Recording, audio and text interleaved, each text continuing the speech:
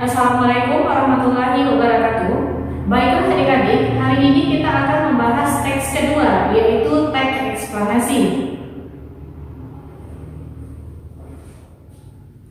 Nah, untuk pertemuan pertama ini kita akan memahami subbab mengenai teks eksplanasi, yaitu yang pertama ada pengertian, yang kedua ada ciri-ciri dan tujuan, yang ketiga ada jenis-jenis, yang keempat ada kaidah bahasa, yang terakhir adalah struktur dari teks eksplanasi. Nah, untuk yang pertama kita akan membahas mengenai pengertian teks eksplanasi. Untuk kata kunci pertama, pengertian dari teks eksplanasi yaitu teks yang berisi tentang proses mengapa dan bagaimana suatu peristiwa atau kejadian itu bisa terjadi. Nah, kata kuncinya di situ ada berhubungan dengan proses mengapa dan bagaimana. Dan untuk pengertian kedua, ada juga yang menyebutkan bahwa teks yang membahas mengenai proses kejadian, baik fenomena alam ataupun fenomena sosial, ataupun yang berkaitan dengan ilmu pengetahuan ataupun ilmu dan budaya. Yang terakhir, ada juga yang menyebutkan bahwa pengertian dari teks eksplanasi yaitu teks yang berhubungan dengan sebab akibat ataupun proses. Nah, jadi kata kuncinya di sini ada sebab. Poin yang kelima yaitu membahas mengenai suatu fenomena atau kejadian yang kita bahas. Nah, untuk ciri-ciri dari penjabaran yang akan kita bahas ini merupakan faktor penting mengenai ciri-ciri. Jadi untuk selanjutnya itu bisa adik-adik pahami. Dan untuk tujuan dari teks eksplanasi yaitu untuk menjelaskan bagaimana suatu peristiwa tersebut bisa terjadi. Nah, jadi kata kuncinya di sini adalah bagaimana. Jadi kita akan dituntut untuk menjabarkan proses. Dan untuk selanjutnya kita masuk jenis-jenis teks eksplanasi. Untuk jenis-jenis teks eksplanasi itu sebenarnya ada beberapa hal yang harus kita perhatikan. Yang pertama, untuk pendapat pertama para ahli itu membahas tentang eksplanasi itu dibagi menjadi 4 jenis. Yang pertama ada yang menyebutkan teks eksplanasi sekuensial. Jadi sekuensial itu artinya merupakan suatu teks eksplanasi yang menjelaskan rincian atau tahapan dari suatu fenomena. Nah, untuk contohnya itu bisa berhubungan dengan siklus. Nah, salah satu contohnya di sini adalah berkaitan dengan siklus. Nah, jadi jika kita menjabarkan suatu tahapan mengenai suatu fenomena terhadap siklus itu masuk eksplanasi sekuensial. Dan untuk eksplanasi kausal yaitu teks yang menjelaskan asal muasal atau penyebab terjadinya perubahan pada suatu hal secara bertahap. Dan kata kuncinya di sini adalah tahapan-tahapan ya yang menyebabkan suatu peristiwa bisa terjadi. Nah, untuk contohnya ini bisa berkaitan dengan proses terjadinya banjir.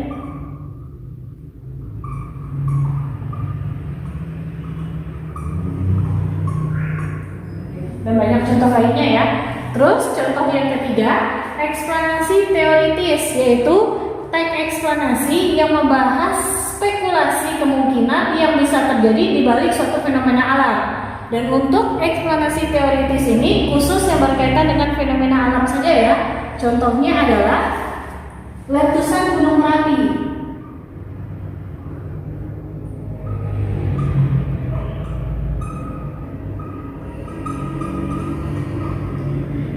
Untuk letusan gunung berapi ini itu terjadinya spekulasi bahwa setelah terjadinya letusan gunung Merapi akan menyebabkan peristiwa alam lainnya seperti gempa dan sebagainya, dan itu membutuhkan teori.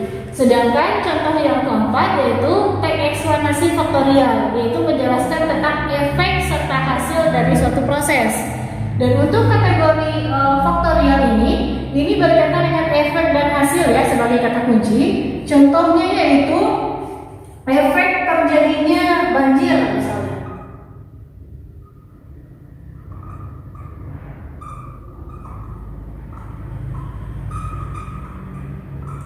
Dan jadi untuk satu fenomena alam atau fenomena sosial itu bisa kita kembangkan menjadi beberapa jenis eksplanasi tetapi dari bentuk yang berbeda. Dan untuk yang struktur itu kita akan membahas mengenai tipe. Jadi untuk struktur itu ada 2 tipe yang dipakai. Yang pertama ada tipe identifikasi pernyataan peristiwa dan interpretasi. Sedangkan untuk tipe yang kedua ada yang menyatakan bahwa struktur pertama pernyataan umum, terus keurutan kejadian, serta terakhir adalah interpretasi. Pada dasarnya isi atau penjabaran yang disampaikan itu sama, tetapi nama dari struktur itu saja yang berbeda.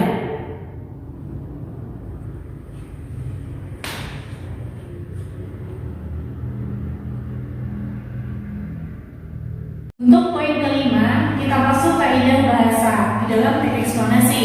Yang pertama, fokus pada hal generik atau umum, bukan partisipan manusia. Jadi pada konsepnya di dalam teks eksplorasi ini sifatnya gambaran umum, bukan manusia yang bekerja seperti dalam teks prosedur. Yang kedua, memuat istilah ilmiah. Istilah-istilah yang keluar di dalam teks eksplorasi berkaitan dengan fenomena atau kejadian yang kita bahas. Jadi jika berkaitan dengan fenomena alam, maka akan muncul istilah-istilah yang berkaitan dengan ilmu IPA. Sedangkan dengan fenomena sosial itu juga berkaitan dengan IPS. Jadi istilah-istilah itu akan tergantung pada kejadian atau fenomena yang akan kita bahas. Terus yang ketiga, kata kerja material. Kata kerja material itu artinya adalah kata kerja yang khusus berhubungan dengan tindakan fisik. Jadi jika bekerja fisik kita, maka itu masuk kategori kata kerja material. Contohnya membaca, terus menendang, menyepak, terus memukul dan sebagainya. Sedangkan kalau untuk kata kerja material hampir disamakan orang dengan kata kerja sikap, padahal dia berbeda. Kalau untuk kata kerja sikap itu lebih kepada tingkah laku. Dan untuk kategori yang keempat itu ada konjungsi waktu dan kausalitas. Konjungsi waktu itu artinya adalah kata hubung yang khusus berhubungan dengan waktu atau ada indikasi waktunya. Contoh ada lalu, akhirnya, sebelumnya, kemudian, dan sebagainya. Terus kalau untuk konjungsi kausalitas itu khusus konjungsi atau kata hubung yang berhubungan dengan sebab akibat. Contohnya oleh karena itu, oleh sebab itu, akibatnya, sebab, karena, dan sebagainya.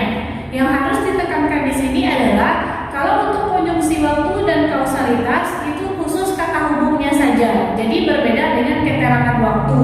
Kalau keterangan waktu semua bentuk keterangan yang ada indikasi waktunya. Jadi untuk konjungsi dan keterangan waktu itu sedikit berbeda. Untuk poin kelima itu ada kalimat pasif. Kalimat pasif itu indikasinya adalah kata kerja dalam bentuk pasif ya. Jadi kata kerja dalam bentuk pasif itu biasanya diawali di atau ter. Jadi untuk kata kerja di atau ter ditambah kata dasar itu salah satu bentuk dari kalimat pasif. Lanjut untuk verba relasional. Verba relasional ini merupakan kata kerja yang berfungsi sebagai penghubung antara subjek dan pelekat. Dan untuk sebuah kalimat yang mengandung kata kerja relasional harus mengandung pelengkap. Jika tidak, maka kalimat tersebut akan terlihat rancu atau tidak pas. Dan untuk kata kerja relasional dapat kita temui dalam berbagai macam teks. Salah satunya adalah di dalam teks eksplorasi ini.